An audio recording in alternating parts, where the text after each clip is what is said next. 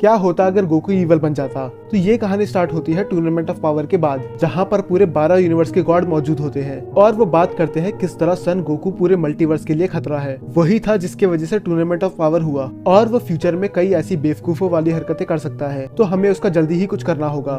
पर ये बात वो भी जानते थे कि वो उसे जान से नहीं मार सकते, क्योंकि अगर ये बात ज़ेनोसामा को पता चली तो ये उनके लिए अच्छा नहीं होगा। तो उन्हें कुछ ऐसा प्लान बनाना होगा जिससे गोकू अपने आप ही मर जाए। पहले तो लॉर्ड बीरस इसके लिए एग्री नहीं करते, पर उन्हें भी पता होता है कि गोकू कितना बड़ा खतरा है और गोकू अगर बेवकूफों वाली हरकतें करता रहा तो ज़ेनोसामा पूरे मल्टीवर्स को ही तबाह कर देंगे। फिर बाद में वो मान जाते हैं और लॉर्ड बीरस बताते हैं उन्हें टाइम चैम्बर के बारे में कि किस तरह टाइम चैम्बर एक दूसरा ही डायमेंशन है और उधर के कुछ घंटे ही कुछ दिनों के बराबर होते हैं। तो ये काम लॉर्ड बीरस का होता है, गोकू को टाइम चैम्बर में भेजना। बाद में लॉर्ड बीरस अर्थ आते हैं वेजिटा से मिलने, क्योंकि वही एक ऐसा था जो उनकी बात को समझ सकता है और वो वेजिटा को बताते हैं कि हमें गोकू को लॉक करना होगा टाइम चैम्बर में। पहले तो वेजिटा ये बात बिल्कुल नहीं मानता, क्योंकि वो गोकू के साथ ऐसा कभी कर ही नहीं सकता और ये सुनने के बाद वेजिटा लॉर्ड बीरस पे अटैक कर देता है, पर उसका कुछ फायदा नहीं होता। और बाद में लॉर्ड बीरस उसे कहते हैं कि अगर तुमने उसे लॉक नहीं करा तो मैं अर्थ को डिस्ट्रॉय कर दूंगा। अब ये सुनने के बाद उसके पास और कोई रास्ता था ही नहीं, या तो वो गोकू को बचा सकता था या फिर अर्थ और उसकी फैमिली को। और अब क्लियर था कि वेजिटा किसे सेव करेगा। तो वेजिटा गोकू के पास जाता है और उससे कहता है कि हमें टाइम चैम्बर में ट्रेनिंग करनी चाहिए। पर गोकू को ये बात अजीब लगती है कि उसके लिए टाइम चैम्बर में जाने की क्या जरूरत है। फिर वेजिटा उसे बताता है कि आगे और भी बड़े खतरे आ सकते हैं, जिसे रोकने के लिए हमें ट्रेनिंग करनी ही होगी। और गोकू तो गोकू है, वो उसकी बात मान लेता है और चली जाता है टाइम चैम्बर में। कुछ टाइम तक दोनों ट्रेनिंग करते हैं। फिर वेजिटा गोकू से बोलता है कि तुम यही रुको, मैं थोड़ी देर में आता हूँ। और गोकू अपनी ट्रेनिंग स्टार्ट कर देता है। अब ट्रेनिंग करते करते उसे कई घंटे हो चुके थे और वेजिटा अभी भी वापस नहीं आया था।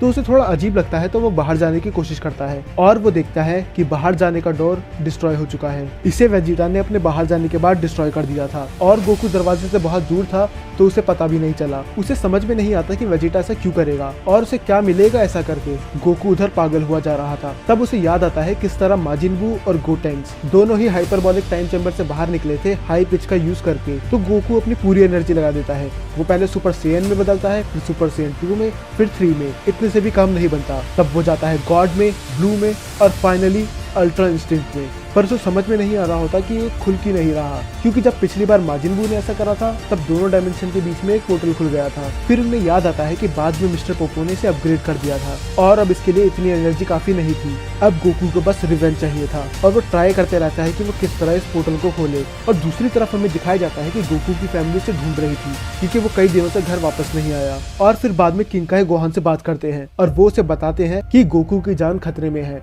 और तुम्हें उसे बचाना होगा। गोहान और पूछने की कोशिश करता है, पर किंकाई बताने से मना कर देते हैं। वो कहते हैं कि मैं और नहीं बता सकता, बस इतना समझ लो तुम्हें गोकू को बचाना है। बाद में गोटेन आइडिया देता है कि हमें ड्रैगन बॉल से डैड को बुलाना चाहिए और वो यही करते हैं। वो जाते हैं बुल्मा के पास, पर बुल्मा ड्रैगन बॉल देने से मना कर देती है, क्योंकि उन्हें पता था कि वो गोकू को वापस बुलाने की कोशिश करेंगे। और बाद में दिखाया जाता है कि गोटेन्स वो ड्रैगन बॉल चुरा लेता है और दूसरी तरफ गोकू, जिसके पास अब बस कुछ ही दिनों का खाना बचा हुआ था और वो कुछ ही दिनों बाद भूख की वजह से मर जाएगा। और वो सोचते रहता है कि उसने ऐसी क्या गलती कर दी जब वेजिटा ने उसे लॉक कर दिया। और दूसरी तरफ गोहान ड्रैगन बॉल से विश मांगता है कि उसके डैड को वापस ले आया जाए, पर ड्रैगन ये विश पूरी नहीं कर पाता, क्योंकि वो एक डिफरेंट डायमेंशन में था। अब गोहान के पास और कोई रास्ता नहीं था, उसे बस इतना पता था कि उसे अपने डैड की जान बचानी है। तो वो ड्रैगन से ये विश मांगता है कि वो गोकू को इमॉर्टल कर दे और ड्रैगन उसकी ये विश पूरी कर देता है। और दूसरी तरफ गोकू को एक अलग ही एनर्जी का एहसास होता है, उसकी सारी थकान मिट जाती है और अब उसे भूख भी लगना बंद हो जाती है और वो डिसाइड करता है उधर ट्रेनिंग करने का। अब गोकू का बस एक ही मकसद था, रिवेंज लेना। और वो 10 साल की ट्रेनिंग के बाद अल्ट्रा इंस्टिंक्ट को पूरी तरह मास्टर कर लेता है। और वेजिटा बाहर कहता है कि अब वो खाने की कमी की वजह से मर गया होगा। वेजिटा बहुत ज्यादा गिल्ट में होता है, पर उसके पास इसके अलावा और कोई रास्ता भी नहीं था। और अब टाइम चैम्बर के अंदर 100 साल बीत जाते हैं और वो नई फॉर्म अचीव कर लेता है, जो बहुत ही ज्यादा स्ट्रांग होती है। अब वो इतना पावरफुल बन चुका था कि अगर वो चाहता तो वो तभी वहां से बाहर निकल सकता था, पर उसके मन में कुछ और ही प्लान था। और वो सोचता है कि अब वो इतना पावरफुल बनेगा कि खुद गॉड्स, एंजल्स, यहाँ तक कि ग्रैंड पीस भी उसे ना रोक पाए। अब उसे टाइम चैम्बर में 100 साल पूरे हो जाते हैं और वो गॉड्स और एंजल्स दोनों के लेवल को क्रॉस कर चुका था, पर अभी उसे और ट्रेनिंग की जरूरत थी ग्रैंड प्रीस्ट को सरपास करने के लिए। और बाहर बस 100 दिन ही हुए थे और हमें दिखाया जाता है ज़ेनोसामा को, जो बोलते हैं कि उन्होंने बड़े टाइम से गोकू को नहीं देखा और वो ग्रैंड प्रीस्ट को आदेश देते हैं गोकू को लाने का। और फिर ग्रैंड प्रीस्ट जाते हैं सुप्रीम काय के पास और सुप्रीम काय गोकू को ढूंढने में लग जाते हैं।